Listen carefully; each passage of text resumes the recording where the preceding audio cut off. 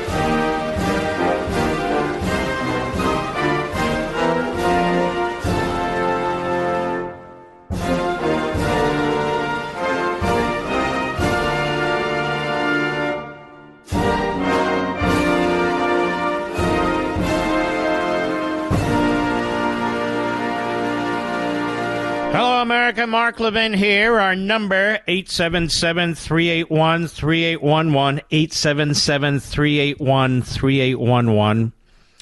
You want to know why we're not going after the cartels in Mexico, America?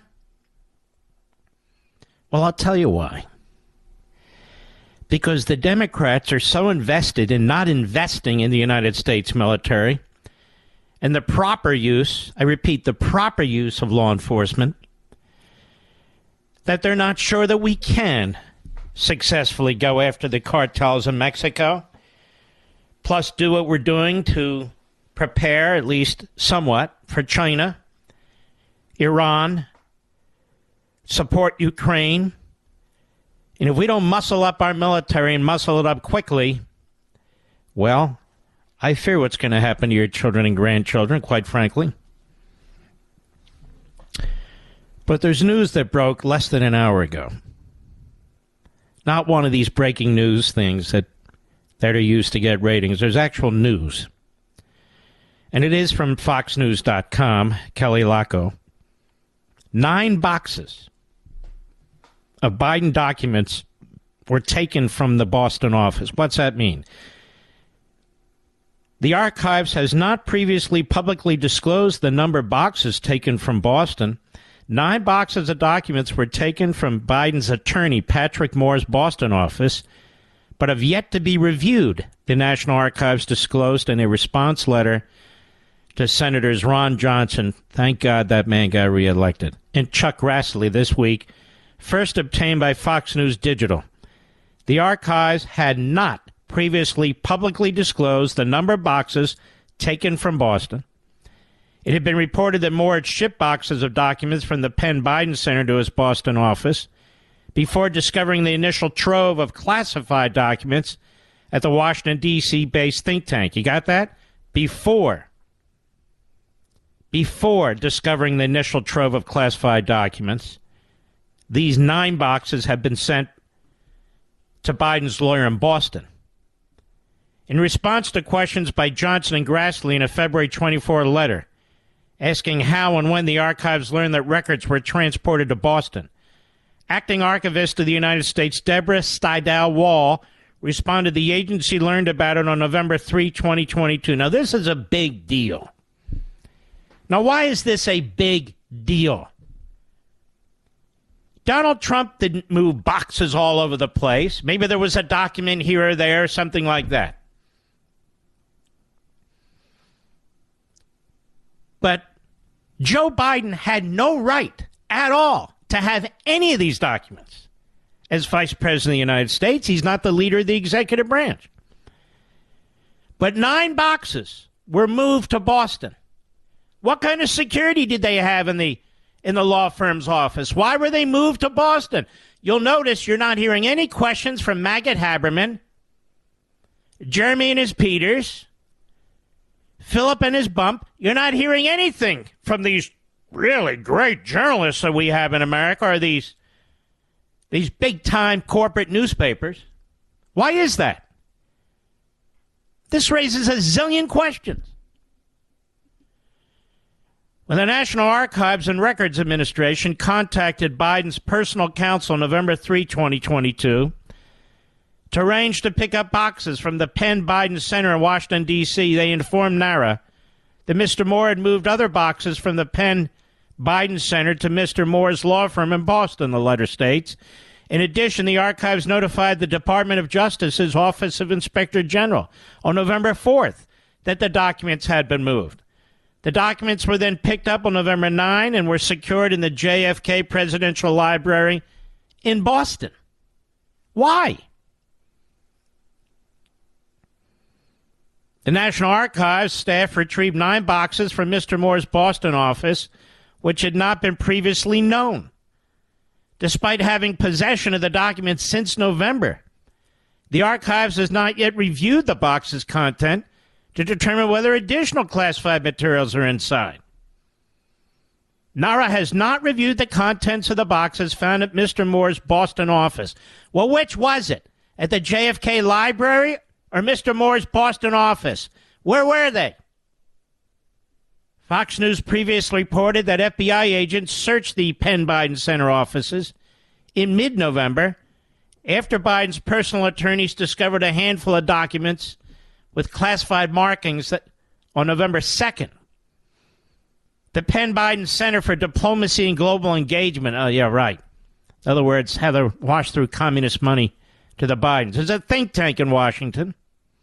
Biden used the 6th floor office space there between 2017 and 2019, during which time he was an honorary professor and received about $900,000 for giving roughly a dozen lectures and talks. You believe that, Mr. Producer?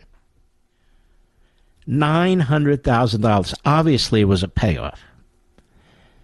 A dozen lectures and talks. Is this a joke? Additional classified documents were found by Biden's attorneys in his Wilmington, Delaware house next to his garage and in his garage. 6 items with classification markings were seized after the DOJ searched his home. So why weren't the prosecutors as excited about going after Biden as they were going after Trump? I think it's fairly obvious. You have boxes of documents that were removed. Now, forget about classification. Let's put that aside, at least for now. We have the Presidential Records Act. Now, what's the Presidential Records Act? Well, the Presidential Records Act means any document belongs to the government. Right? Any government belongs to any document belongs to the government. So to move 9 boxes to your attorney and then put it in the JFK library, even though the recitation here is somewhat inconsistent and illogical, this is rather remarkable. And keep in mind, they didn't use the FBI to search various locations until well into January. Once the information came out.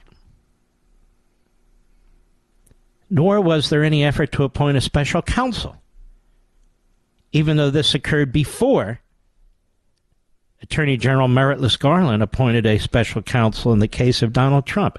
Now, this is really shocking to me. And it's very important that it's finally come out. It looks like the National Archives sat on it. If it wasn't for Senators Johnson and Grassley, who have been dogged about this, we wouldn't even know about it. What's Mitch McConnell going to do about this? What's John Cornyn going to do about this? What's John Thune going to do about this? Just wring their hands? They should be on the floor of the Senate jumping up and down. You had 9 boxes removed by Biden's lawyer to Biden's office. Let's go with that one. Why?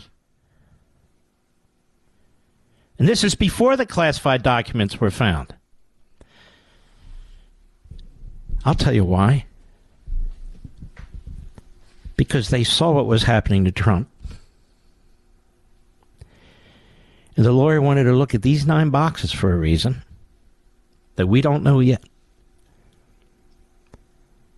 What's in those 9 boxes?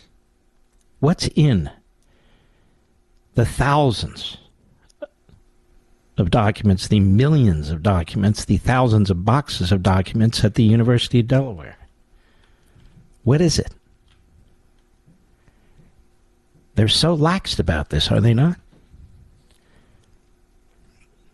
We don't even hear from the special counsel. There's leaks left and right from Jack the Ripper Smith, the phony special counsel in the Trump case, the rogue prosecutor. We don't hear anything about the Biden investigation, do we? The reason why all this happened, it took time and all, is because meritless Garland was covering up for Biden. But this is the headline: 9 boxes of Biden documents were taken from the Boston office by the archives, not previously publicly disclosed. The number of boxes taken from Boston. We have this clown who is the spokes idiot for the idiot president, who just lies to us all the time by playing rope-a-dope. White House counsel has some answering to do. They misled the media. Do the media even care anymore? Surely meritless Garland knew about these 9 boxes.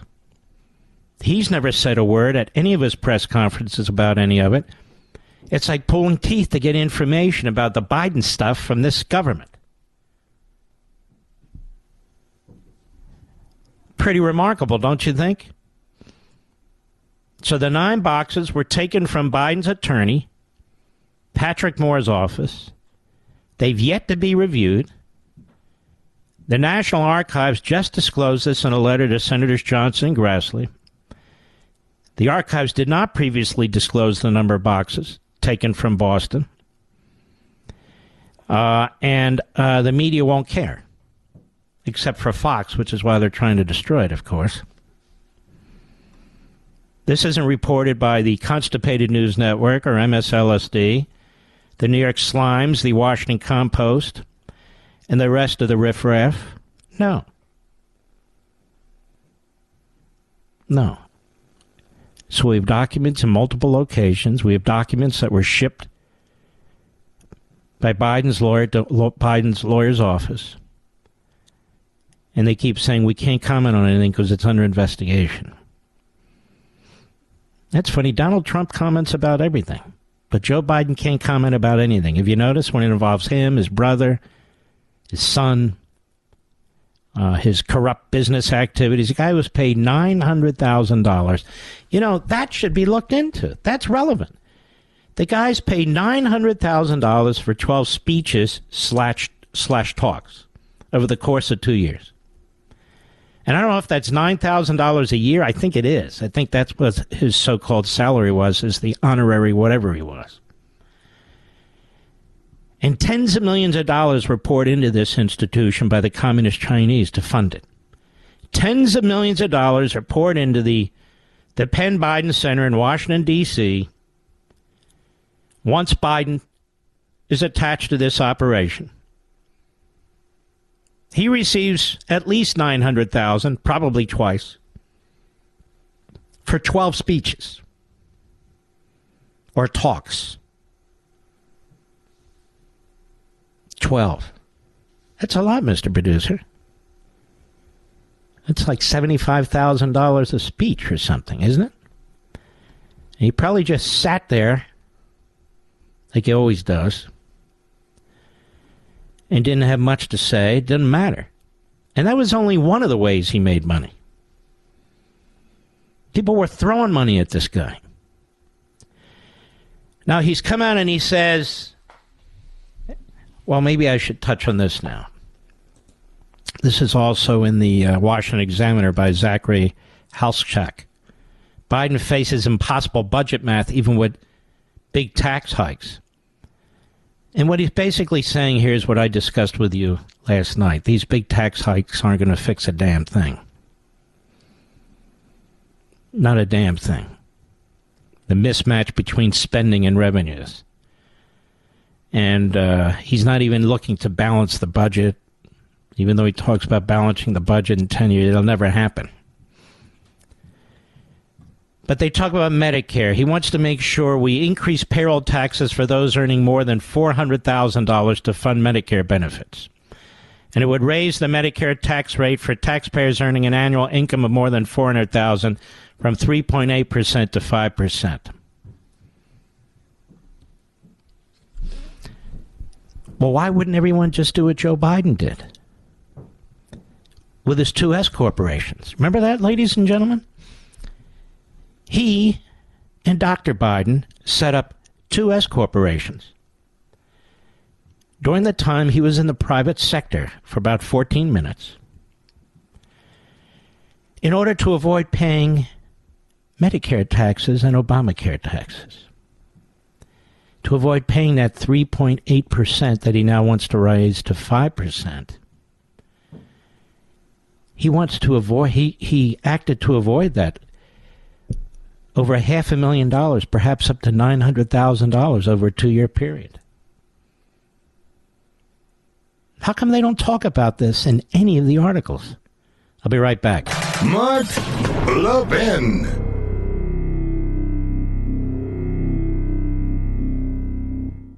I want to tell you about something to help you protect your retirement. People are worried about the economy because 2022 didn't go very well. For one thing, there's the crazy spending and debt created by Biden and the Democrats. That huge debt affects your savings, especially pensions, IRAs, and 401ks. It's one reason Americans get gold IRAs, to protect their hard-earned savings. Well, here's a company I trust to help you with a gold IRA, Augusta Precious Metals. What makes Augusta Precious Metals different? They'll tell you not to buy a gold IRA if it's not right for you. If you've saved $100,000 or more, say for your IRA or your 401k, sign up for a one-on-one web conference. To schedule, call 877-4-GOLD-IRA. That's 877-4-GOLD-IRA, 877-4-GOLD-IRA. If you have a financial professional, obviously talk to them before making an investment decision. Visit AugustaPreciousMetals.com and check out the risk disclosures as well.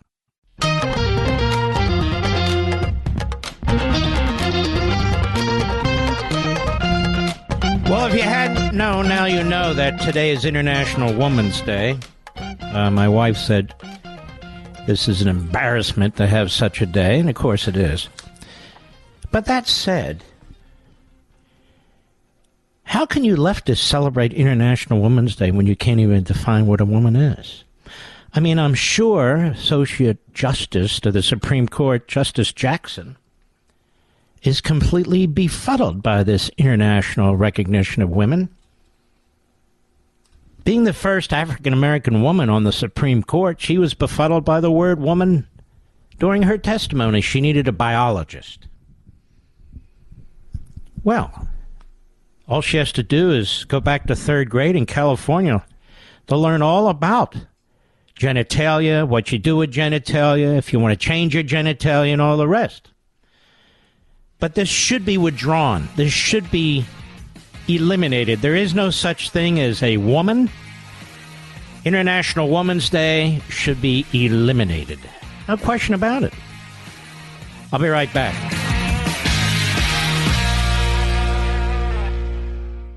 I want to tell you about something to help you protect your retirement. People are worried about the economy because 2022 didn't go very well. For one thing, there's the crazy spending and debt created by Biden and the Democrats. That huge debt affects your savings, especially pensions, IRAs, and 401ks. It's one reason Americans get gold IRAs, to protect their hard-earned savings. Well, here's a company I trust to help you with a gold IRA, Augusta Precious Metals. What makes Augusta Precious Metals different? They'll tell you not to buy a gold IRA if it's not right for you. If you've saved $100,000 or more, say for your IRA or your 401k, sign up for a one-on-one web conference. To schedule, call 877-4-GOLD-IRA. That's 877-4-GOLD-IRA, 877-4-GOLD-IRA. If you have a financial professional, obviously talk to them before making an investment decision. Visit AugustaPreciousMetals.com and check out the risk disclosures as well. Mark Levin, the thunder on the right. Call in now, 877-381-3811. Senator Tom Cotton, how are you, my friend? Hey, Mark, it's good to be back on with you. I can call you my friend, can't I? I consider you a friend anyway. Absolutely. Well, here's the thing. You put out a press release, and it caused me to follow up here. There's this group called the Movement for Quality Government. It's supposed to be a non-profit Israeli group, one of these phony NGOs. And since 2020, reports Free Beacon, Adam Credo, the United States State Department has put in $38,000, and God knows what else they've done with this group. And this group is doing everything it can to overthrow the Netanyahu administration, to cause violent, disobedience in domestically in Israel, attack the judicial reforms Netanyahu is proposing. Why in the hell are we funding this? That is a great question, Mark. Why are we funding any NGOs in a country like Israel that claim to be, quote-unquote, promoting democracy? Israel is a very healthy, robust democracy. This is not Burma. This is not hurricane or tsunami relief for a country like Indonesia. We should not be sending American tax dollars to advanced industrial democracies to support their charities. They don't send them here to support ours. We shouldn't be sending it there. That's a very different thing from, say, supporting Israel's military with defense aid. That's my first point. The second point is it's not surprising that Biden's State Department is doing this, because Democrats have been trying to beat Benjamin Netanyahu for more than a quarter century. In 1996, by his own admission, Bill Clinton put a finger on the scale for Shimon Peres, held meetings with him leading up to the election, dispatched his top campaign team, James Carville and Stan Greenberg and the rest. Bibi still beat them, though. Now, 3 years later, with the help of Clinton, Ehud Barak was able to win that election. Now, Bibi was more of a victim of his own success by stopping the waves of terrorism that Oslo had unleashed while he was prime minister. But then he was back in power 10 years later, and you saw the same thing with the Obama administration, even worse. They also were funding some NGOs in Israel that were designed to attack Benjamin Netanyahu and undermine his government, defeat him for re-election. And Barack Obama also sent his campaign team there to help Benjamin Netanyahu's then opponents. And the same, you get the same thing with Joe Biden, funding these NGOs, leaning on allies not to celebrate the Abraham Accords for elections, trying to thwart Bibi from forming a coalition last fall. For more than a quarter century, Democrats have been trying to beat Benjamin Netanyahu. Fortunately for the people of Israel, fortunately for America's national security interests, they almost always lose.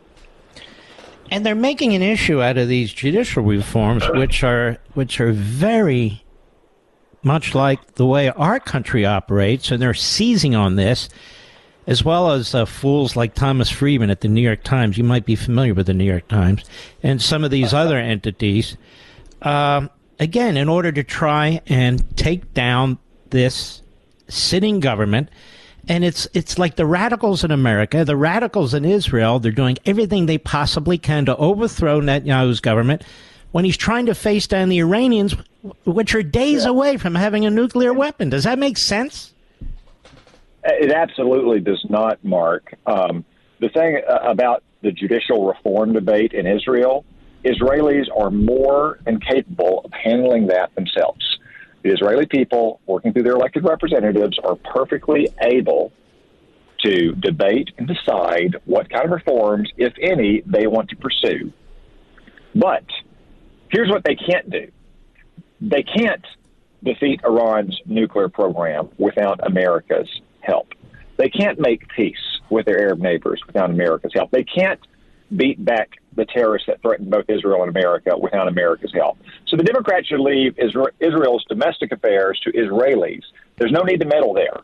What we need to do is help Israel defeat our common enemies, and yet again, the Biden administration is not doing that.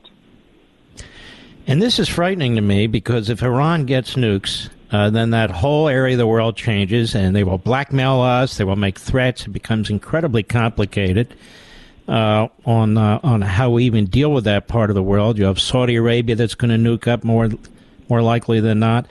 Do you get the sense that this administration is working with Congress or anybody in the possible possibility that Israel says, look, we cannot tolerate this. We have to go in?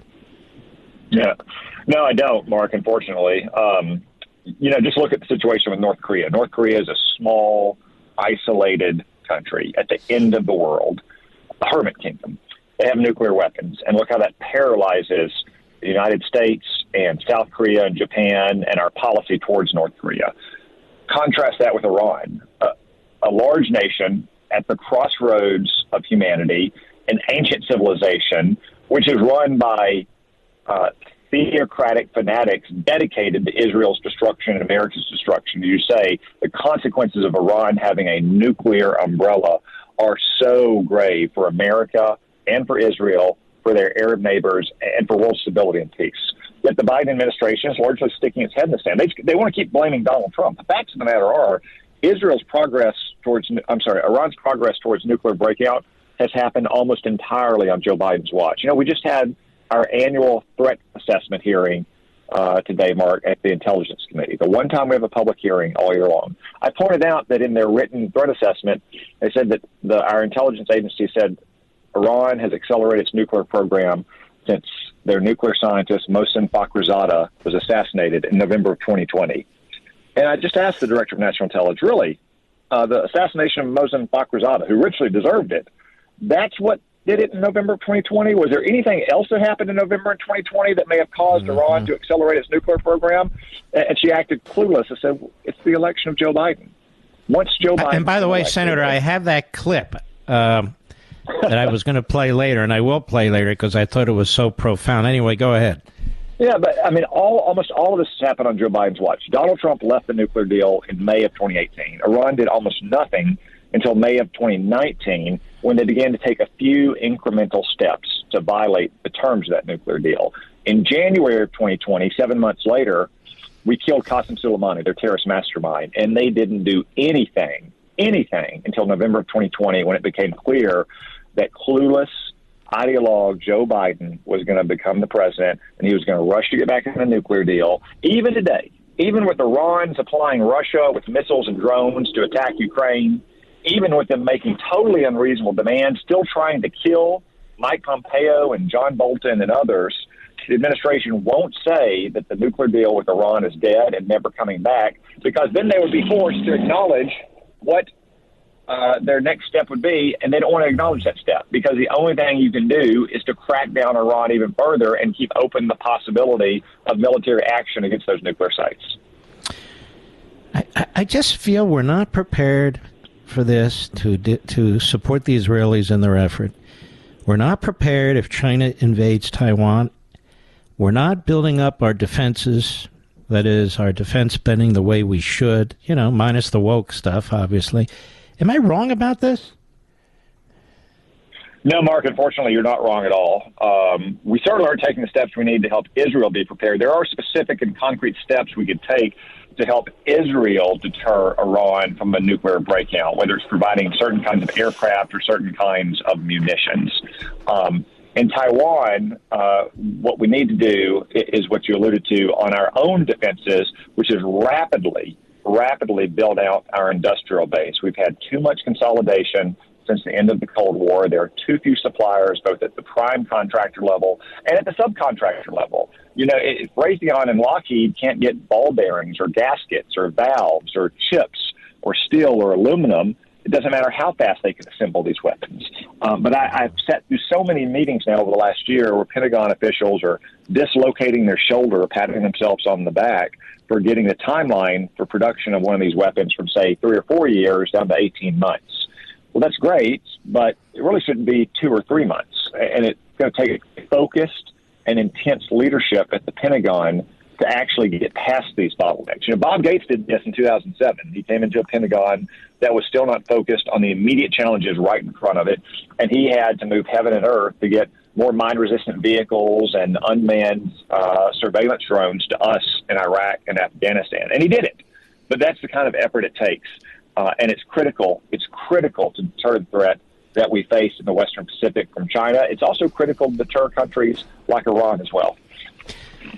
And I know you've got to go, Senator, but finally, it's my impression that Blinken, who is extraordinarily weak, comes out of the Obama administration and worse, that he's basically calling the shots, and nobody's really grabbing hold of the military side of things and taking charge and pushing hard to get the kind of weaponry we need, the kind of strategies that we need, and so forth. I mean, under Reagan, we had over 600 ship Navy. Now it's under 300. I can go down the list.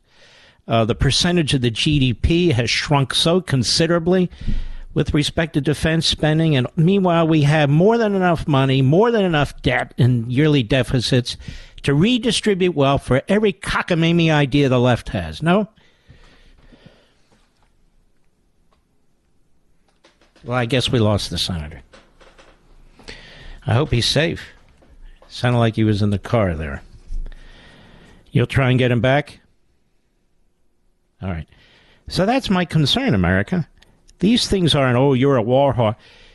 People who talk that way. Senator, you're still with us now? Hey, Mark, yes, I know. I was with you all along. So you're right that people like Joe Biden and Tony Blinken and Jake Sullivan still don't understand that what people like Xi Jinping and Vladimir Putin and the Ayatollahs understand is military power.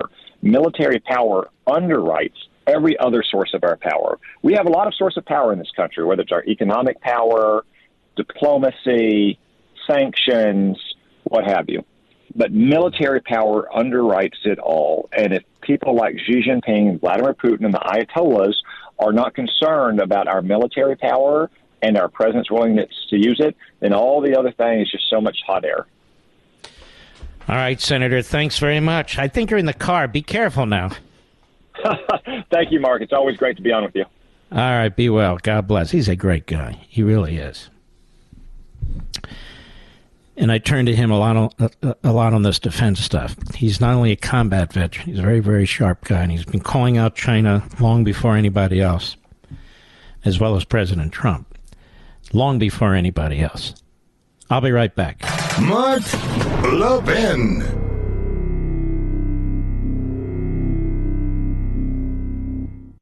I want to tell you about something to help you protect your retirement. People are worried about the economy because 2022 didn't go very well. For one thing, there's the crazy spending and debt created by Biden and the Democrats. That huge debt affects your savings, especially pensions, IRAs, and 401ks. It's one reason Americans get gold IRAs, to protect their hard-earned savings. Well, here's a company I trust to help you with a gold IRA, Augusta Precious Metals. What makes Augusta Precious Metals different? They'll tell you not to buy a gold IRA if it's not right for you. If you've saved $100,000 or more, say for your IRA or your 401k, sign up for a one-on-one web conference. To schedule, call 877-4-GOLD-IRA. That's 877-4-GOLD-IRA, 877-4-GOLD-IRA. If you have a financial professional, obviously talk to them before making an investment decision. Visit AugustaPreciousMetals.com and check out the risk disclosures as well.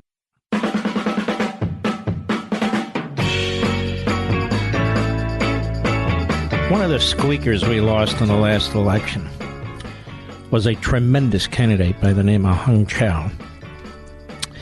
His family came out of Vietnam when we withdrew there, and he was a great soldier.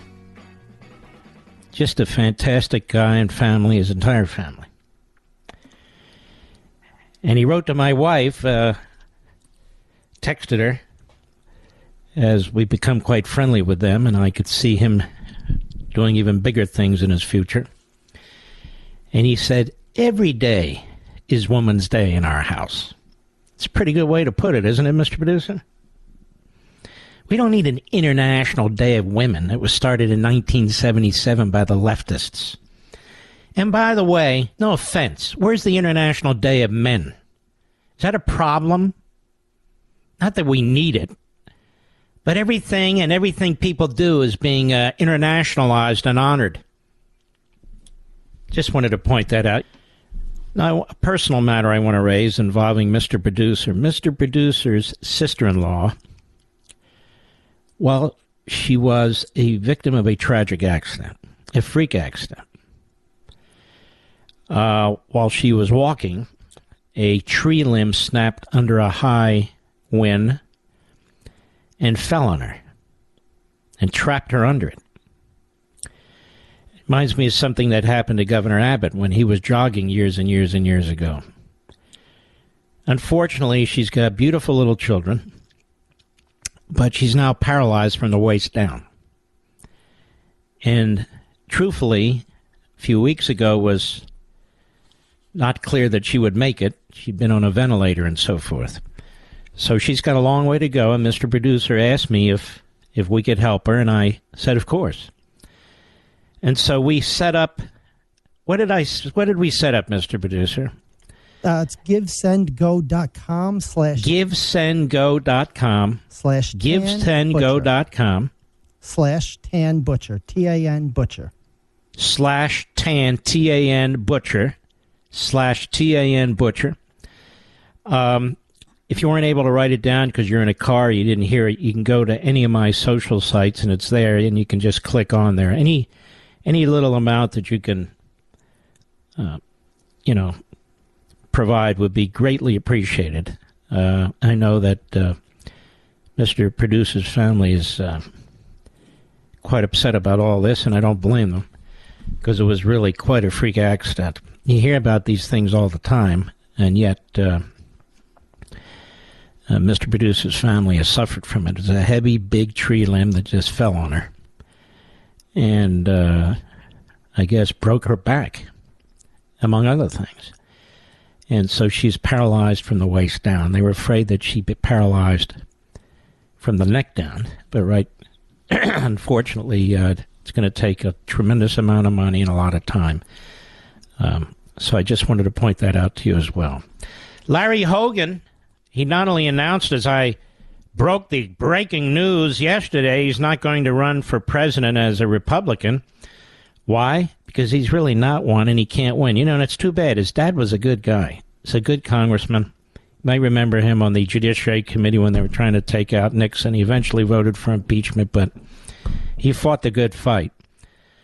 Hogan is not ruling out running third party. Now, this is the problem. You got the Hoganoids and people like him, and they know if they run third party that they'll draw attention to themselves, and they'll also ensure that whoever the Democrat is will win re-election. So these are not serious Republicans. These are saboteurs, like the Lincoln Project, like George Conway. These are saboteurs. They don't see the danger the country's in, the rising Marxism, what's happening on the border with fentanyl. They may claim they do, but they have a funny way of dealing with it. Inflation and the economy and crime. It's all about them, and it's all about a power play. I'll be right back. This segment of the podcast is exclusively sponsored by Pure Talk. Pure Talk offers great coverage and can save your family money on your wireless bill every single month. Go to puretalk.com to find the plan that's right for you. Thank you again for listening, and thank you so much for this sponsorship, Pure Talk. He's here. He's here. Now, broadcasting from the underground command post, deep in the bowels of a hidden bunker, somewhere under the brick and steel of a nondescript building, we've once again made contact with our leader, Mark Levin. Hello, America. Mark Levin here. Our number, 877-381-3811. 877-381-3811. Over at the Daily Mail, you've heard about Loudoun County. You've heard about the perverts and fraudsters and the rest that run the school system there. Loudoun County used to be a Republican stronghold. Now it's largely a Democrat stronghold, so that explains that, certainly in part. Fairfax County used to be a Republican stronghold. Now it's overwhelmingly a Democrat stronghold. It is a huge county in the state of Virginia. It's got over 1 million residents. The state's not New York, it's Virginia, so that's a big part of the population. And, when you watch the elections, Fairfax and these other counties in Northern Virginia, Arlington County, Alexandria, Loudon, they kind of come in late. Even Prince William's now is moving to the purple side, to the blue side. And you see how the rest of the state, not all of it, but a lot of it is Republican. And then this Northern Virginia comes in and poof. And Glenn Youngkin was able to turn the tide on that, as were the others who ran with him. And that was a big deal. These counties are very wealthy. The vast majority of people there, but not all, have some tie to the federal government. They either work for the federal government or contractors, or school teachers or what have you, state government, local government. And there's constant road building. Long before the phony infrastructure bill, which is really a climate change bill. Constant. Widening roads, building overpasses, underpasses, acquiring more and more property to build more and more fields and, baseball and so forth and so on.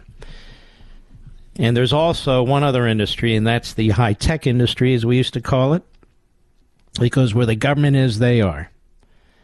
And 80% of all the internet traffic in the United States goes through Loudoun County, Virginia. You can see these buildings, so-called cloud buildings.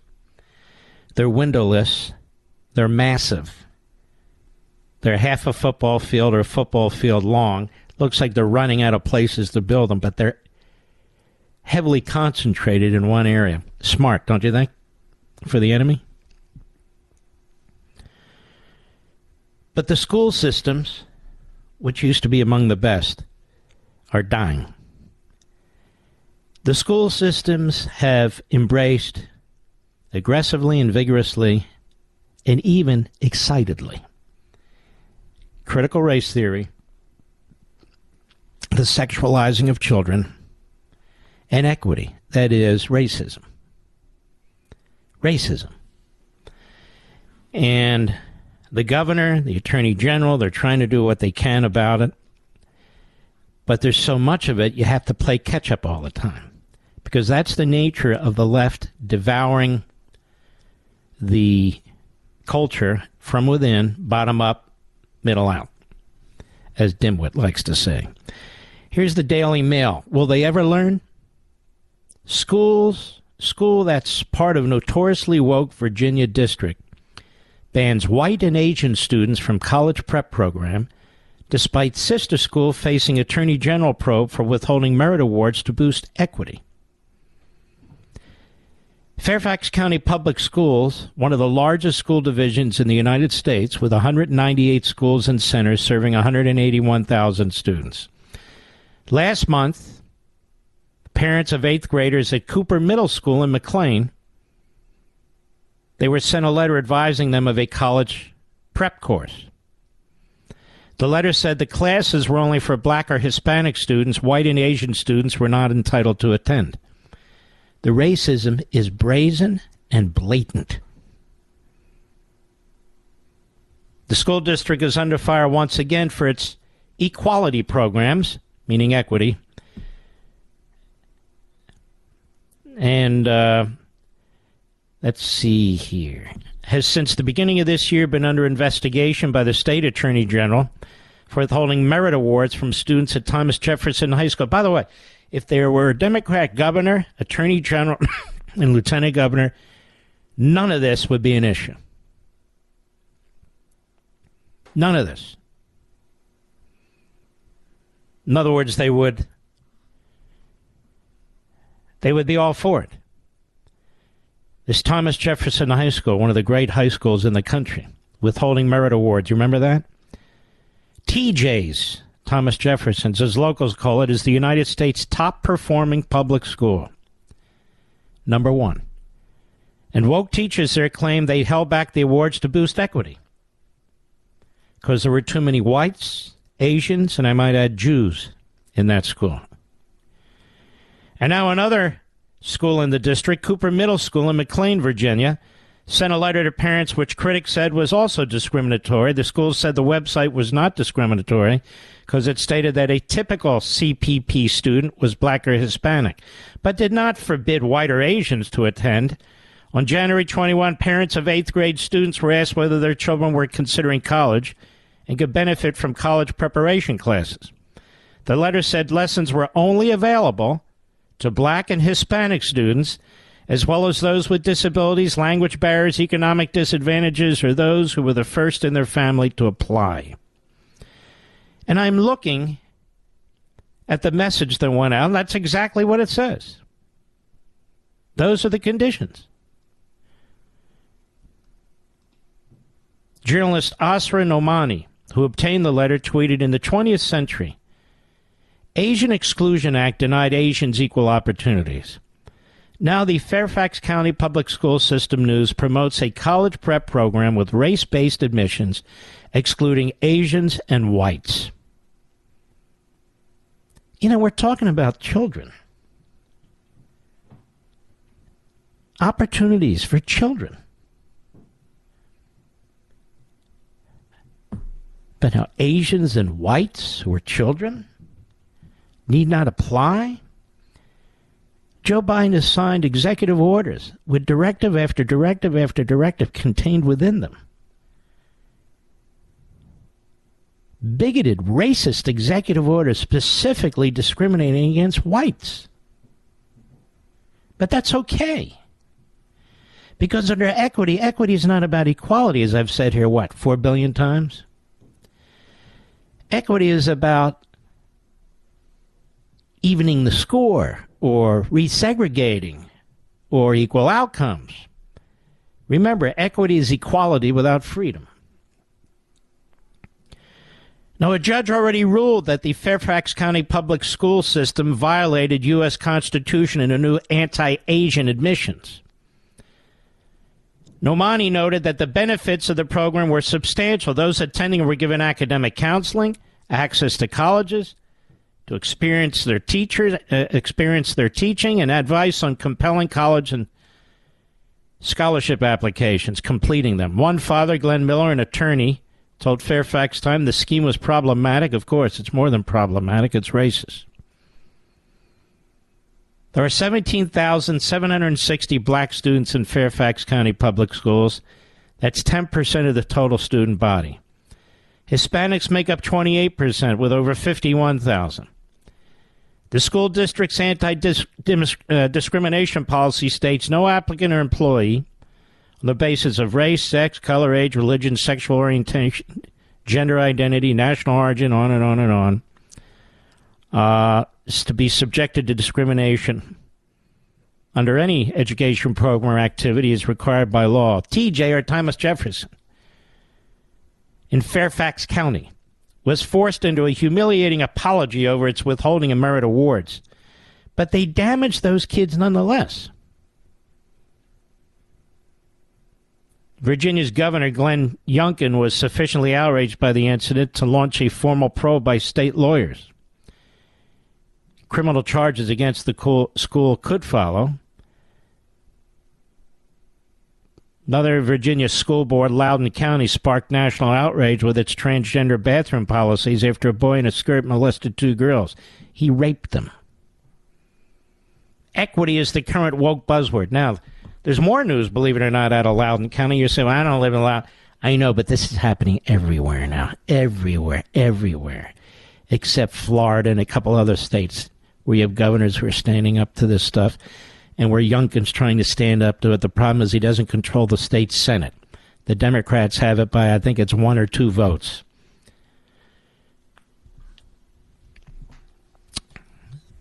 But the problem here is immense. And what happened today is, or yesterday, I guess, the school board in Loudoun County met and they voted 6-3 not to release an independent grand jury's investigation of those rapes that occurred in Loudoun County. They voted not to release it. 6-3. Paid for by the taxpayers, relevant to the people. The people are the final say. The people hire the school board. They voted against releasing it. Because that's what Democrats do. It's just like the Democrats on Capitol Hill and their media. They don't want any of these tapes released on January 6th except those that they spoon feed you, edit, carefully crop, all the rest of it. But they're not just the Democrats, you have the McConnelloids and their hemorrhoids. Media Matters said I accused Mitch McConnell of creating the situation on January 6th. You see that, Mr. Producer?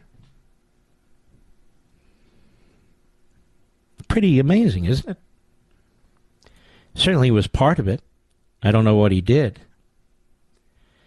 But I continue to post things about Media Matters so you can know what the head of the organization is like, his bigotry and his racism in the past, of course, and that this organization exists. It exists like in many totalitarian regimes to spread the word of the big lie. Media Matters is Goebbelsesque.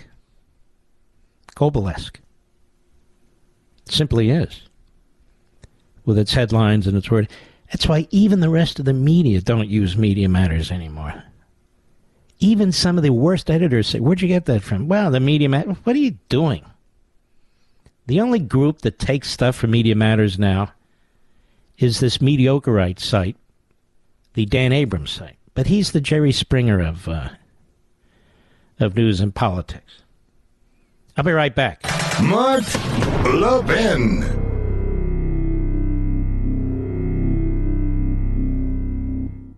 Did you know Pure Talk saves the average family over $900 a year when you switch from Verizon, AT&T, or T-Mobile? That's right, save $900 a year on your wireless bill and still enjoy ultra-fast 5G service. You can get unlimited talk, text, and plenty of data for just $30 a month. And Pure Talk is so sure you're going to love their service, they're backing it up with a 100% money-back guarantee. So instead of paying a fortune to woke corporations like Verizon, AT&T, or T-Mobile every month, cut your bill in half with Pure Talk, my cell phone company. And then start enjoying the perks, like a U.S. customer service team that will make your switch easy, supporting a company that is veteran-owned and shares your values, and that has you covered with a money-back guarantee. Go to puretalk.com and enter promo code Levin Podcast. That's Levin Podcast to save 50% off your first month. That's puretalk.com, promo code Levin Podcast, Levin Podcast. Pure Talk is simply smarter wireless. Restrictions apply. See site for details. Well, ladies and gentlemen, I want to thank all of my colleagues in radio and TV land for acknowledging that Nicholas Wade really broke the story on the lab leak of the coronavirus. He wasn't shooting from the hip. He looked at all the research. He looked at the grant proposals that were funded. He looked at the letters that went out under the signature of some of these so-called expert virologists.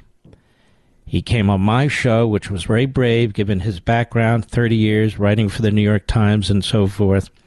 2 years ago, he came on my show again, just the other day, and they give him no credit whatsoever. It's as if he doesn't exist. This is one of my beefs with conservatives in broadcasting. It's one of my biggest beefs. You will hear me wherever I can to give credit to a publication, to an author. If I miss it, it is the exception to the rule, and it is a mistake. But why is that? It's so bizarre.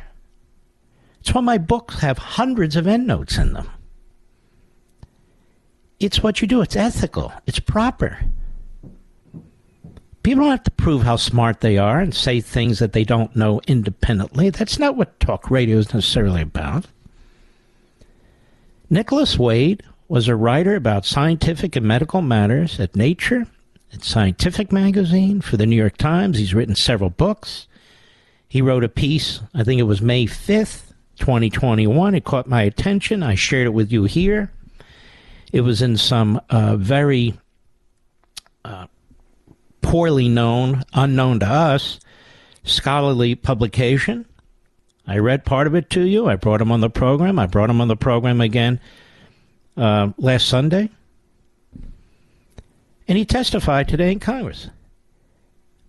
And he revealed for the first time, to my knowledge, that the Department of Defense had also been asked to fund this grant, had turned it down, but thereby they had knowledge of it. It's the first time I heard that. And so somebody on TV or radio who brings these things up, give the man his due. Because God knows he takes a lot of crap. And here he is testifying in front of the great James Comer's Oversight Committee. Cut one, go. One of the prevailing themes of the pandemic has been scientists' use of the media to downplay the lab leak theory. Mr. Wade, in your career, you worked at Nature Magazine, Science Magazine, and the New York Times. Would you agree that the scientific establishment used the media to downplay the lab leak theory? That's a complicated issue, Mr. Comer. I think the media was used. It was used in this particular campaign to establish the natural origin theory. The scientific community is very afraid to speak up on political issues, and I think the reason is that the government grants are handed out through this system of peer review committees, right. And so you don't want any single scientist on your peer review committee to vote against you. Therefore, because you won't get your grant, it's so competitive. So therefore, scientists are very reluctant to say anything that is politically divisive or might turn other scientists off against them. This means that they cannot be relied upon in the way that I think we would like them to be independent and forthright and call it as they see it. See how corrupt it is? See how corrupt the media are? See how corrupt the quote-unquote scientific community can be? And this is what we had to deal with. This is what we had to deal with. This guy has never gotten any airtime or any attention from Mediocreite or Media Matters or any of these organizations. They act like he doesn't exist. But he does exist. And he is an expert. The former head of the CDC. That's a big deal. Robert Redfield. He was cut out of the process by Fauci and the gang because he felt that the most likely answer to where this coronavirus came from was the Wuhan lab. Now, why was official Washington, why were the scientific and medical fascists on high, why were they so obsessed with this? Because they funded it. That's why. They funded it. And they don't want people to ask questions about how our scientific and medical community in Washington, D.C. operates. You know, most of us have just assumed that all these organizations were on the up and up, that they were filled with, nerdy types in white coats, lab technicians, and on and on and on. But it's simply not true.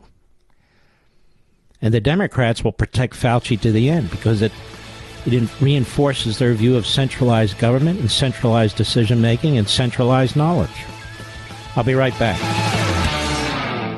Did you know Pure Talk saves the average family over $900 a year when you switch from Verizon, AT&T, or T-Mobile? That's right, save $900 a year on your wireless bill and still enjoy ultra-fast 5G service. You can get unlimited talk, text, and plenty of data for just $30 a month. And Pure Talk is so sure you're going to love their service, they're backing it up with a 100% money-back guarantee. So instead of paying a fortune to woke corporations like Verizon, AT&T, or T-Mobile every month, cut your bill in half with Pure Talk, my cell phone company. And then start enjoying the perks, like a U.S. customer service team that will make your switch easy, supporting a company that is veteran-owned and shares your values, and that has you covered with a money-back guarantee. Go to puretalk.com and enter promo code Levin Podcast. That's Levin Podcast to save 50% off your first month. That's puretalk.com, promo code Levin Podcast, Levin Podcast. Pure Talk is simply smarter wireless. Restrictions apply. See site for details. In a world of pathetic liberal potholes, he's a truck full of hot constitutional asphalt. Mark Levin. Call him now at 877-381-3811. This is the fastest 3 hours in radio. It just is. It is for me. I hope it is for you. You can tell, I think, how much I enjoy doing this. It's my favorite platform. More than TV, more than anything else. And I guess that's why it was the first platform I was involved in. Radio. House Republicans say they plan to visit January 6 defendants in jail. Now, this apparently is very controversial with the media. Because the people in D.C. jails are supposedly the lowest of the low who wanted to overthrow the government. These are horrendous, horrific people. No, they're not. Many of them are wonderful people who got caught up in things, who came to Washington, D.C., and did peacefully protest. I'm not talking about the rioters, the people who were violent. I'm talking about the people who were on the lawn and on the Capitol. I'm talking about the people who were waved in by the Capitol Police and spent some time in the Capitol and left. They shouldn't be prosecuted for anything. For anything. It's not like they sign a form under the penalty of perjury with the Internal Revenue Service that they're a nonpartisan, nonprofit organization, which is what Media Matters does. Seems to me that's a problem somebody ought to look into. But that said, Republicans on the House Oversight Committee said today they're planning a visit with some defendants who are being held in connection with the January 6th attack on the U.S. Capitol, writes ABC News. House Oversight Committee Chair James Comer of Kentucky and Georgia Representative Marjorie Taylor Greene, who also sits on the panel, told ABC News the committee's planning to send a letter this week to lawmakers regarding the planned visit to the Washington, D.C. detention facility. Now, I want you to think about something. If the Democrats were in control, those people could rot and go to hell in there and they wouldn't care. I mean, they're not Antifa and Black Lives Matter, so they're not part of the Southern Poverty Law Center. Who had one of their lawyers charged, I guess, with domestic terrorism. Green said the visit would focus on the conditions of those jailed over January 6th, including what she claimed to be reports of abuse. She doesn't need to claim it. It's true. People have asserted that they've been abused. They're pre-trial and they haven't even been convicted, and they're not allowed to see their families. Many times are not allowed to see their attorneys. The food has been a major complaint, she said. There's been complaints of it tasting like cleaner. The vast majority of defendants charged in connection with January 6, says ABC, have not been ordered to be detained pending trial, but in the several dozen cases where individuals have been held, the judges determined there's no combination of conditions that could be placed on them to ensure that they either won't pose a danger to the general public or risk obstructing justice in their case. Right. We have a lot of problem with the lawyers in the Washington, D.C. district. They're incredibly political. As of today, approximately 24 defendants charged in the Capitol breach are being held in pretrial detention, said a spokesidiot for the U.S. Attorney's Office. Almost all those detainees are charged with assault of conduct, and none are charged with misdemeanor. Really? And have you done that with your garden variety criminals out there who beat people? No, you don't. No, you don't. In late 2021, the U.S. Marshals Service conducted an inspection of the D.C. jail's central detention facility, separate facility from where the January 6 defendants had been detained, and said they would relocate roughly 400 inmates to a separate jail in Pennsylvania after finding the conditions there did not meet minimum federal standards. The D.C. jails are known as hellholes, with cockroaches and rats, damp rooms. That's what they're known as. And when you consider how these people have been talked about in the media and on Capitol Hill over the years, you can imagine how they're being treated in these jails. I had a person come up to me, I'm not going to say where, but a person did come up to me unexpectedly. Well, I'll say it. At CPAC, outside of the hotel. And he said to me, I'm one of the defendants from January 6th. And he said, please look into this situation. I'm being railroaded. I'm being told if I don't plead guilty to some offense that I could go to prison for 20 years. Please bring this up to your audience, and I am right now. And that's why I'm reading this article. Many of these people are just like you. They're not Klansmen. They're not neo-Nazis. Many of them are like you. Many of them were not violent. As I say, many of them were ushered in by the police, Capitol Police. Many of them never went in. They've been on the steps. They're being tracked down. People are watching the video. You have a group of radical left citizens out there trying to figure out who's who, and then they work with the FBI to help identify them. And that's what's happening. Were there really 1,000 violent people inside the Capitol building that day? 1,000 of them? We're going to try to see what it looks like. That's part of that oversight, what the Oversight Committee does with everything pertaining to the federal government. So we have some members that are going to hopefully tour the prison, Comer told reporters. Now listen to how they go on. The news comes as House Speaker Kevin McCarthy faces bipartisan backlash over exclusively sharing security footage from January 6th with Fox News Tucker Carlson. You know what, America? The level of tyranny that now exists in this country is really remarkable. It came slowly, but it's here. And so with people languishing in a jail, and ABC News doesn't give a damn. They've never sent a reporter there to interview a single one of them. They can check the conditions for themselves. They don't have to wait for the Republicans. Then they drag in this issue with the tapes given to Tucker Carlson by McCarthy like that's some terrible, terrible event.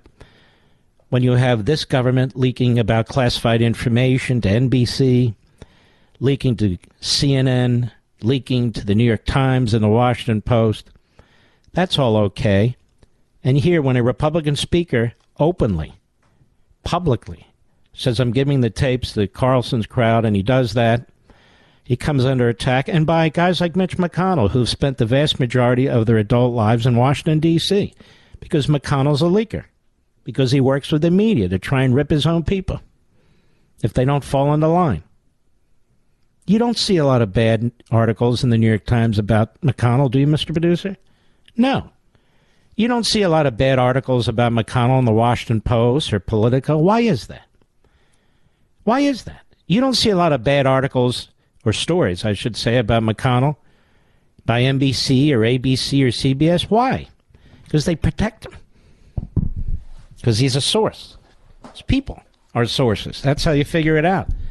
He's the Republican leader. Why aren't they trashing him? Now, they'll take a hit at him now and then, like the communist Chinese. They don't mind if you take a shot at him now and then, but they need you to do what they want you to do. They understand that it's necessary. So McConnell knows he'll take a shot every now and then, but they're not going to work day and night to try and take him out, like they do with a Trump or a DeSantis or something like that, because he doesn't threaten them. He often goes along with them. Guy's been in leadership 30 years. He's been the longest-serving leader of either party ever. Borders wide open. Economy's gone to hell. Speech is under attack. The Constitution's under attack. And yet he's credited. Look, he's just fantastic, you know, the things that he's done. Really? He should have done a hell of a lot more. Schumer gets a hell of a lot more done, even when he's in the minority. It's true. I'll be right back. Mark Levin.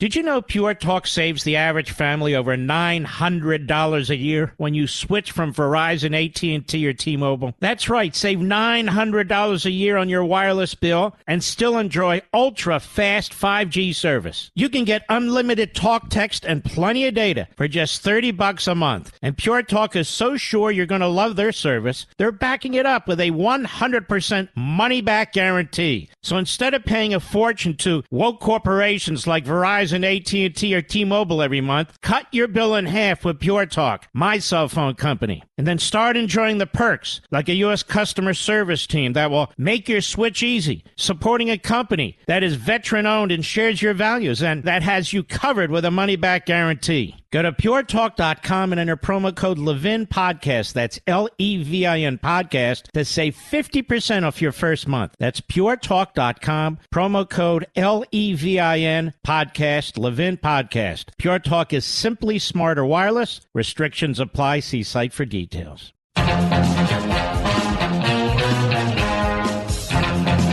Robert Redfield, the former CDC director, at the hearing today in front of the Comer Committee. Cut to, Mr. Producer, go.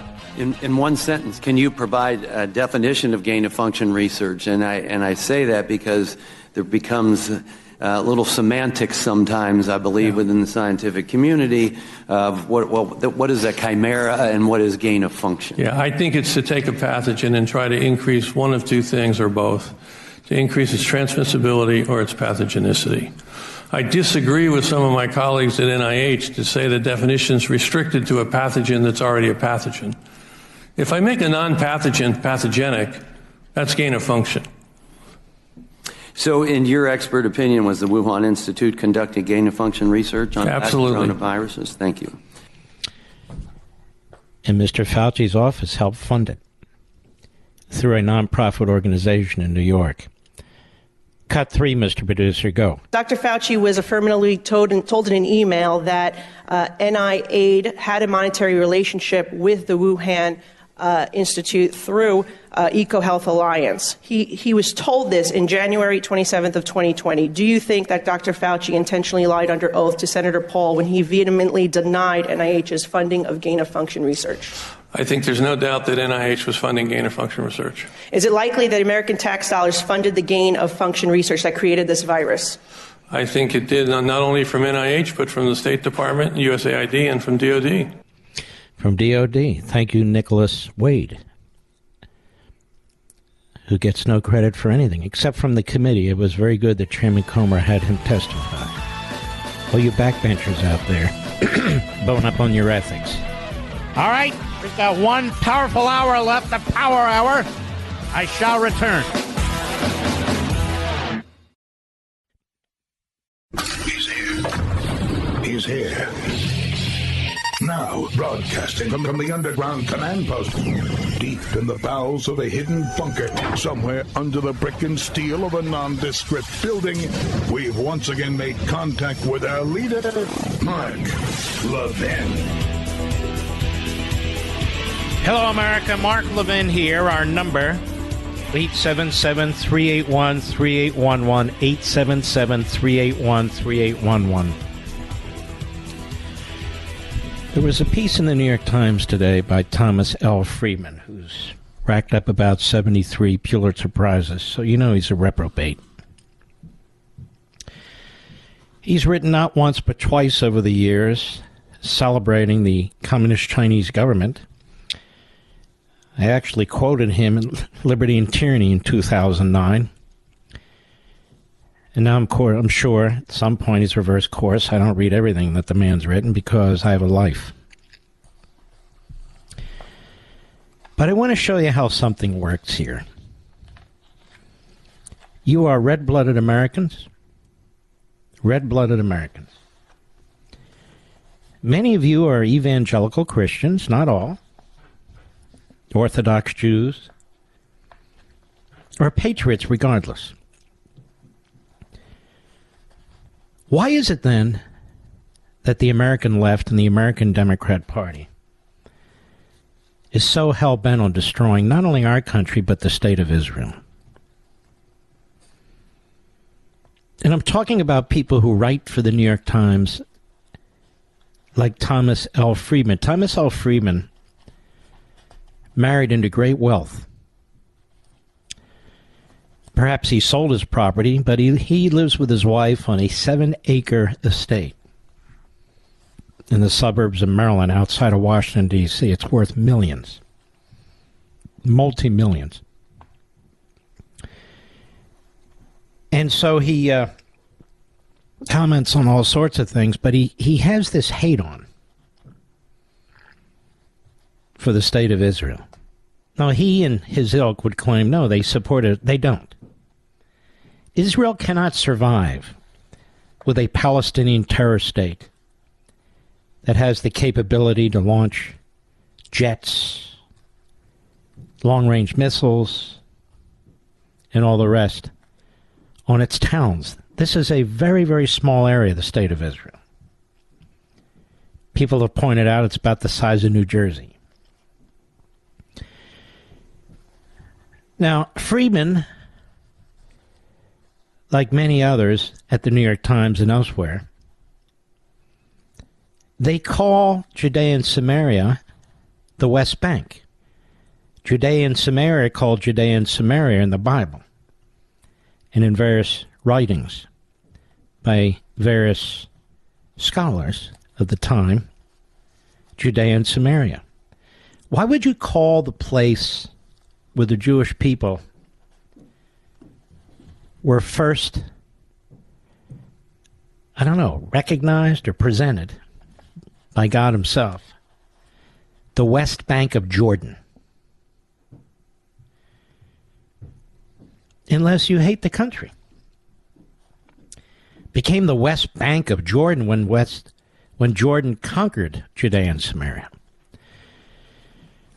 So they have these Oslo Accords, big mistake, and they broke up the so-called West Bank into sectors, zones. I don't want to get into all the weeds, but think of A, B, C, that sort of thing. Think of A as the Jewish zone, B as sort of a nondescript area, C, Palestinian. So the Jews keep building in the A area, and they're attacked for it. They call them settlements. Do we call Native American buildings in reservations settlements? Or Native American lands settlements? Or the South Bank of Canada? Or the North Bank of Mexico? So the secularists, as my wife Julie likes to say, their faith is not their religion or their supposed religion. Their faith is their political ideology on the left. And that's Thomas Friedman. Thomas Friedman is a leftist. He gets a paycheck from a newspaper that covered up the Holocaust. And yet he's a Jew. If you're a Jew, and I ask you Gentiles this, how could you work for the New York Times? And yet he does. He does. So why am I bringing him up tonight? Because he has basically a call to arms, if you will, political arms, for American Jews. And there's a lot of American Jews who read the New York Times, unfortunately, because many of them don't know the history of the New York Times. It has blood on its hands. And his title is American Jews, You Have to Choose Sides on Israel. And I can't read the whole thing because I don't want to bore you to death. But he says, points to Rabbi Brous, a female rabbi in Los Angeles. And that tells you there are no female rabbis when it comes to the Orthodox. You know, it's funny, we divided up Orthodox, conservative, Reform, Reconstructionist. 70, 80 years ago, there was only the Jewish faith, and it was the Orthodox Jewish faith. So, like so many things in modern times, they watered down the Jewish faith, just like they watered down the Catholic faith, just like they watered down sort of evangelicalism, and on and on and on. So she's obviously a leftist, and she's quoted in the Jewish Telegraph Agency. And she talks about the sermon she gives in which she's essentially condemning what's happening in Israel. What's happening in Israel is the conservatives won, and they're trying to bring back representative government with separation of powers. The judiciary in Israel is like no judiciary in the free world. We've talked about this. It decides military strategies. It decides who can sit in the cabinet. They have no standing requirements, so thousands and thousands of cases are brought to this Supreme Court every year. They have 15 members on this court. who are picked by the court, effectively. They're picked by the Bar Association, and they're picked by members of the court and ex-members of the court. So it's incestuous. And the Knesset has really no say. And the Knesset has no way of checking the court. And so Netanyahu ran on, and as did other parties, on doing something about this because it's completely out of control. And so Friedman hates Netanyahu. He was a big Obamaite, a big Bidenite, he's a big Democrat. And he likes all the leftists, and he believes in this two-state solution, which is the final solution for Israel if it ever happens. He says what makes the situation even more incendiary is that the fault line on Israel, pro or anti-Netanyahu, often overlaps with the fault line between Democrats and Republicans. We know how explosive that divide is. The reality, though, is that the interests of American Jews in Israel have been diverging for many years. But it's been papered over up until the early 2000s, as Israel was focused on absorbing Jews from Russia and Ethiopia with the help of American Jewry, pursuing the Oslo peace process with the help of American presidents, and launching startups with the help of American investors. The interests between the two communities seem to be generally aligned. But roughly since 2009, Netanyahu, who is currently leading his sixth government as prime minister, has increasingly partnered with more and more ultra-nationalist and ultra-religious parties and has come to embrace the Trumpist playbook. Okay, let me stop there. Netanyahu's been elected prime minister a long time, long before Donald Trump ever thought about running for president, number one. Number two, he dare not attack Menachem Begin, because Menachem Begin was really the first solidly conservative prime minister of Israel. And if you understand, I'm telling you all this for a reason, even if you're not Jewish or Israeli. If you understand the history there, the nation was, or the government was created by the European socialists, the Jewish European socialists. And finally, the quote-unquote, the riffraff, the population began to rise up, and the European socialists thought they would never lose. It was just a matter of how far left and how socialist you were. And then Menachem Begin comes in and he topples the apple cart, knocks it over. Now we have this party Likud, and we have other conservative parties and religious parties. And I don't mean fundamentalists like in Tehran, Orthodox Jews and so forth and so on, and different types of practicing Jews, and they get to participate now. So the old European secular Jews, socialists who founded that government, they want to control it no matter what. So they took over the judiciary and they changed the balance, about 1994, give or take. And of course, you have the same element in this country. You have the Thomas Friedmans, you have the Reform Jewish movement, the conservative Jewish movement, which are in many ways secularists. They don't really practice the faith. They dip their toe in the water. You know, it's the high holidays, so they go to the high holiday services. You know this in many of your own faiths. Always they want the sugar cookie and the grape juice. Say, hey, where's the sugar cookie and the grape juice? Now, I don't speak Hebrew, but I was once with a Reform Jewish rabbi who could barely speak Hebrew. They're supposed to speak Hebrew. They're supposed to read from the Torah. And I stopped going to these Reform synagogues when they kept giving me lectures about society, and they kept siding with the Democrats and so forth. And that was it for me. I said, you know what? I'm going to pray to God. I believe in God. I'm a Jew. I'm an American Jew. I have my faith. And I'm not going through that bureaucracy. I don't need to. I don't need lectures. I'm not here to listen to more liberals. That's what Netanyahu's facing in this country. That's what he's facing at the New York Times. To be getting a lecture from Thomas Friedman, who propped up this communist regime in China. To be getting a lecture from Thomas Friedman, who takes a paycheck for decades from a newspaper that covered up the Holocaust, is really something. But it didn't start in 2009. That's not when it started.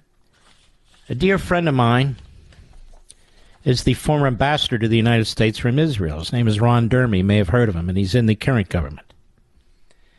And he was born in America, in the Miami area.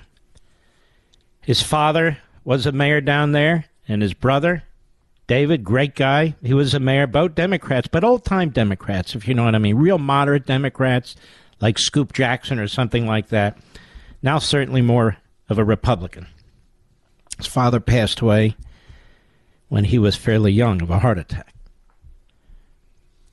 He told me the left began to turn on Israel, and even the secularists, when it became clear that Israel could defend itself. When it became clear that Israel could field a first-class military. Then all of a sudden, they moved from condemning Israel's enemies, including the PLO and so forth, to condemning Israel, much like they do the United States. The United States, we're the imperialists, we're the colonialists, we're the aggressors, we're the provocateurs. Hence Thomas Friedman's affinity, certainly in the past, for communist China.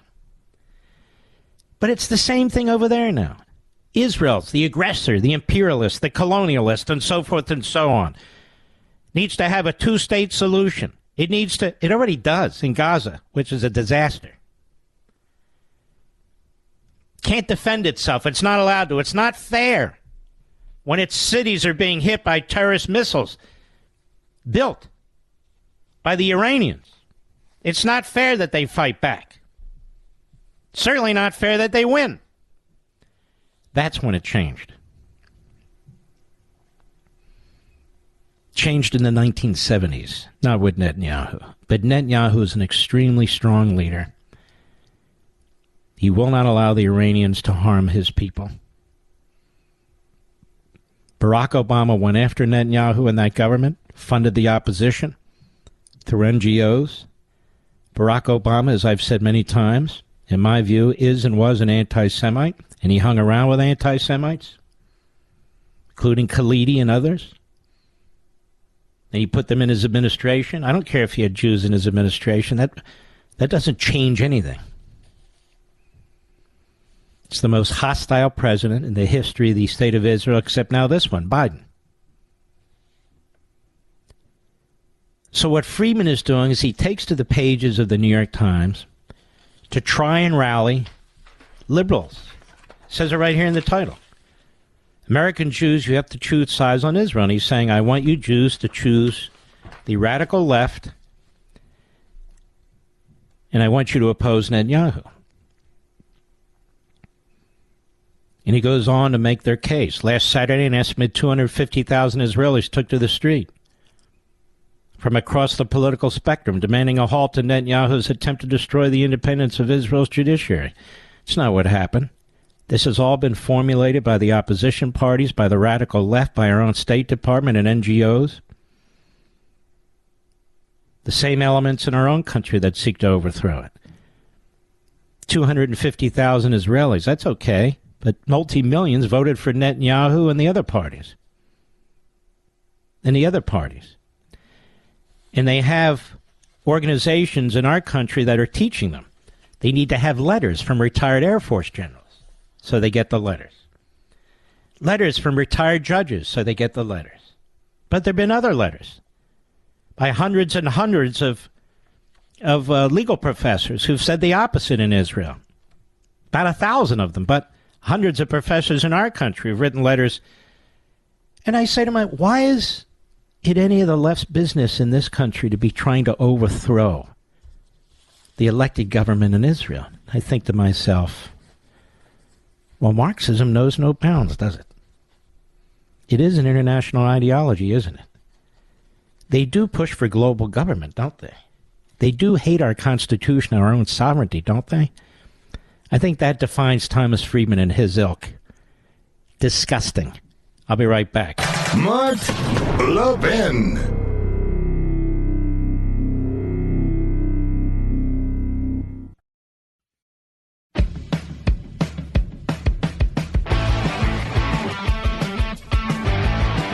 PBS, back in February 23, 2020, I don't know why they haven't been sued by the various voting machine companies. Headline, reliability of pricey new voting machines questioned, and they specifically raised questions about quote-unquote industry leaders' election systems and software and Dominion voting systems. I want to give a hat tip to Media Matters. They reminded me and brought this to my attention again. That's pbs.org from a couple of years back, February 23, 2020. They have not been sued. NBC had a similar story. They have not been sued. Numerous Democrats, including Elizabeth Warren, Wyden from Oregon. What's the dingbat's name from Minnesota? They all brought it up too. The Mark Levin Show, live and national at 877-381-3811. I want to inform USA Today, Candy Woodall. Hi, Candy. There is no great divide among Republicans about the release of the January 6 tapes. There's Mitch McConnell and a few hacks, and then all the rest of us. So don't play these games. You're too stupid to know who we are and what we think. There's no great divide. Mitch McConnell, he's really out there on his own. And same with that funeral parade he brings with him every time he gets in front of a microphone. And the guy has no influence on it. He talks in front of everybody's turned up. Like, oh my God, what is it? Is he having a stroke? What is with this guy? Yeah. All right. You've heard of Ticketmaster, right? All the hubbub over the Taylor Swift fans, and they couldn't get the tickets they wanted. They couldn't buy the concert ticket. Remember all that? It was a big issue. Big issue. Remember all the senators getting involved and they were upset? Oh, yeah. Oh, yeah, we got to look into this. Maybe there's an antitrust. Remember all that stuff? Well, over at the, where is it? The Free Beacon. Lawmakers' mamas Ticketmaster doles out tickets for Farrakhan hate rally. Oh, do tell us, Alana Goodman. The ticketing giant, hated by Taylor Swift fans and everyone else who's ever tried to buy a concert ticket, well, they're now under fire for selling tickets to a Louis Farrakhan event in which the minister in the past has defended Adolf Hitler and predicted another Holocaust. But many of Ticketmaster's biggest critics on Capitol Hill don't care. No. I've been waiting for Thomas L. Friedman to write a piece on this. We need to take a stand. Ticketmaster, which charges service fees on each ticket it sells, raked in money selling tickets to Farrakhan's annual Survivors Day conference in Chicago last weekend. During a speech at the event, Farrakhan assailed the stranglehold that Jews have on this government and claimed Jewish power is what has all of our people of knowledge and wisdom and talent afraid. The event was met with crickets on Capitol Hill, with almost no one in Congress speaking out against Ticketmaster for making money off the Farrakhan event. That's in stark contrast to lawmakers' response when Ticketmaster bungled sales last year to Taylor Swift's concert tour. Oh, yes. Daily reminder that Ticketmaster is a monopoly. Its merger with Live Nation should never have been approved, and they need to be reined in, wrote Alexandria Ocasio-Cortez in response to the Taylor Swift matter. In a Twitter post in November, Senators Richard Blumenthal, the best line Trump has, Denang Dick, and Amy Klobuchar. Oh, yes, she was the moron I was talking about earlier. She raised serious questions about the Dominion machines, and she has not been sued. called on the Department of Justice to investigate. None of their offices responded to a request for comment on Ticketmaster's Farrakhan sales. Only Senator Marsha Blackburn, Republican, Tennessee, who also spoke out about the Taylor Swift debacle, weighed in on the Farrakhan controversy. She said it's extremely concerning that Ticketmaster is choosing to use its platform to elevate and promote a well-known anti-Semite. Representative Kathy McMorris Rogers, Republican, also sent a comment about this after the story was published. Anti-Semitism has no place in America. Ticketmaster should be completely transparent. Why it chose to profit off Farrakhan's abhorrent history and so forth. Entertainment industry leaders and Jewish groups had urged Ticketmaster to drop the Farrakhan event. And, of course, he didn't.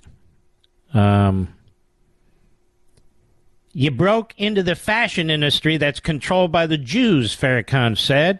Don't be mad with them. They're in every avenue that leads to power. Somebody has to take on the synagogue of Satan. And here we are, he said. We cannot let them take the country. He criticized Jews who use phrases like never again when discussing the Holocaust. You can say that to men, but you can't say that to God, because the Bible says, behold, the day cometh that shall burn as a what? As an oven. And those who do wickedly, he will slay them. God is not unjust. When he kills you, you know you deserved it. He also defended the Nazis by citing an argument he supposedly heard from a Jewish rabbi on TV. Usury is what has made the Jews strong. I heard a Jewish rabbi maybe about 6 weeks ago. He came on television talking about Adolf Hitler, and he said Hitler was right. Said Hitler went against usury and Hitler attacked pornography that the Jews had put on the Germans. Farrakhan and his group, the Nation of Islam, promote numerous conspiracy theories about you. Remember that photo with Obama and Farrakhan? Remember that? Remember how much heat Obama took? He took none. Remember Obama's buddy Khalidi? Professor Khalidi? Remember how much heat he took on that? None. None. Because Trump, you see, is the anti-Semite, the guy that the Israelis think is the greatest president they've ever seen. That's right. Obama, oh. Did they focus on that photo? Was Mediocre right around? I think they were. How about Media Matters? Did they ever jump into that one? I doubt it. No. It was a Republican conspiracy, they would say. A Fox News conspiracy. Yes. So it was all fun and partying over there at the Farrakhan event, and nobody raised questions about Ticketmaster. No, I wouldn't raise questions about Ticketmaster, but if you're going to raise questions about the Taylor Smith situation, it seems to me it's rational, minimum, to raise questions about that. Just a thought. Now we go to another pregnancy center attack. Oh, it's another day. It's another attack on a pregnancy center. And the Department of Justice? Nobody's heard from them. You know, they put out statements all the time, the Department of Injustice, about the various things that they're prosecuting. And this is in the Daily... a lot of dailies. Daily Signal. It's unlikely the FBI or DOJ will do anything about this violent attack. On Saturday, March 4, a pregnancy center in Minneapolis was left with broken windows and harsh threats graffitied on its walls. The attack happened shortly after a pro-abortion event in the area was likely done by the group called Jane's Revenge, the Daily Signal reported. As reported, 7 windows of the First Care Center were broken. Additionally, the words, "If abortions aren't safe, neither are you," and "Lane was here," were written on the building walls. Who they're really hurting is our clients who are hurting, single moms who are living in poverty and who need support. They're trying to take away practical, caring, holistic support from families in need, said one of the individuals associated with the center. Pregnancy centers are regularly called as fake clinics, but realistically, the goal of a pregnancy center is to educate mothers and support them while dealing with their pregnancies. Most pregnancy centers don't offer abortions and don't advertise abortions either, nor do they call themselves clinics. Regardless, they're still being attacked and vandalized, and the FBI and the DOJ could care less. Actually, couldn't care less. They didn't respond to requests for comment from the Daily Signal, and it's unlikely they ever will. Was it done at night? Because I remember specifically Meritless Garland, the Attorney General of the United States, saying they've only prosecuted 2 individuals related to these cases because it happens at night. I have an idea, Mr. Producer. Let's get the FBI flashlights. That way at night they can see perpetrators. What do you think, America? Good idea? I'll be right back. Mark Levin.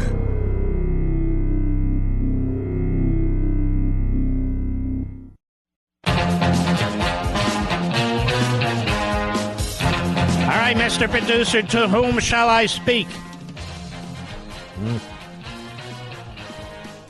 All right, that's all a mouthful. Who? Nella from WYRD, South Carolina. Go. Yellow. Hey, Mark. I am a 14-year-old kid in high school, and I heard you talking about earlier the woke teachers ruining school systems. And I wanted to ask you what I could watch out for firsthand. You are a young man, correct? Yes, I am. If they question that you're a young man, that's a big telltale sign right there. If they start talking about racism, about oppressed and oppressor, that's another telltale sign. If they start attacking the founders of the country, I don't mean the true history of the country, but start attacking them and trying to degrade and diminish what they've contributed to your liberties and your rights, that's a third telltale sign. If they start attacking capitalism and talk about how unfair it is, there you go again. Those are 4 biggies right there. And then I would make sure I would discuss it with your parents or your parent, depending on your home situation, so they're aware of what's taking place. If something doesn't seem right and your gut tells you it's not right, usually it's not right. Capiche? Yeah, that makes perfect sense. Thank you. And thank you for listening, brother. God bless you. All right. Who shall I speak to next? Do we have any irregular Americans? A.K.A. liberals? No? Okay. Who's next? Yeah. K what? KELO, John from Sioux Falls. You can tell my phone screen is dead as a doorknob. Go ahead, please. Hey, Mark, God bless you, man. Good to talk to you. Listen. You too, my friend. I'm running over them. First of all, let me apologize for rounds and tune, but anyways, let's get past that. I ran into you sometime in the 90s driving in northern Minnesota, and I heard this. I thought, my God, is that Joe Pesci? Who is this whack job on the radio? And I'm sitting there just going on and on and on and on and on. And the next night you were on again, I pulled over and listened to you. And I thought, oh, wow, this guy has got it going on. So let me just go real quick through this whole thing here. Well, I'm glad we weren't just one first date there. Thank you, sir. Yeah. Anyways, in Sioux Falls, South Dakota, our local guy is Greg Belfridge. Yeah. And he's on in the early morning. He's a wonderful conservative. Yes, he is. And he announced to us that you were going to be coming on our radio program, and we got you now in Sioux Falls on 1320 AM, 107.9 FM, and 105.1. That's FM. all? That's all. But I'll tell you what, you've been a joy and a blessing ever since I ran into that whack job I thought was Paul Jesse. Oh, my goodness. Well, you know what's funny? Rush listened to me early on, and you know what he said? You know who you remind me of? F. Lee. Would call me F. Lee. I said, who, Brother Rush? He said, Joe Pine. Joe Pine. Joe Pine worked with my dear friend Bob Grant for a few years, and Joe Pine was a pretty tough radio host. And you know what? That's fine by me. You know, we all have our different personalities and so forth, and that's pretty good. And I'll tell you what, near the end, Rush also said he really, really liked the Sunday Fox show. He thought that was a killer show. About a month before he passed, he said that to me. He was, I miss him so much. I miss his mentoring. I miss him on the radio. I miss him helping the country. Really, just fantastic. And I want to thank you. And thank you, my friend in South Dakota, Sioux Falls, South Dakota, the great KELO, John. Let's go to Rob. Belmont, New York, the great WABC. Go. Hello? Is this John? Hello? Is this John? No, this is Rob. Is this Rob? Yeah, this is Rob from the Bronx. Rob, can you prove that you're not John, please? Because John was the next one in line. I don't know why I'm here, but I'm here. I mean, I've been waiting a long time there. Okay. Do you mind if I call you John? Well, my name's Rob. I mean, why would you call me John? Because John's next in line. And I want to get you in line well, you here. can wait. I think I'll go to you. Go ahead, please. Speak to Mark. Well, Mark, here's the deal. I called because one thing, I live in New York City. And New York City, as you know, is extremely left. But I'm going to point out is... So I hear. Right here in... You should know. You study it all around the country and a lot of things. But I'll tell you what. New York is definitely evidence of what goes on when the police don't do anything. What do you mean when the police don't do anything? Their hands are tied. You eliminated this phony bail reform. You got liberal judges. You got a mayor who talks and no action. You got a radical kook city council. The police have been beaten down. You see what the police can do under Giuliani and Bloomberg. The police are quite capable of keeping safety in the streets and protecting people, but not when you have lard asses as mayors and city councilmen and all the rest attacking them. Yeah. But basically what I was pointing out was yesterday is a perfect example. I'm out of time now. I run it. Can you call me tomorrow, Rob John? Call me tomorrow, Rob John. I'd love to talk, or John, or Rob. Rob it is. Call me tomorrow. We salute our police officers, firefighters, our military, emergency personnel. We salute the trucker brothers and sisters out there, as well as the freedom fighters in Taiwan and Ukraine.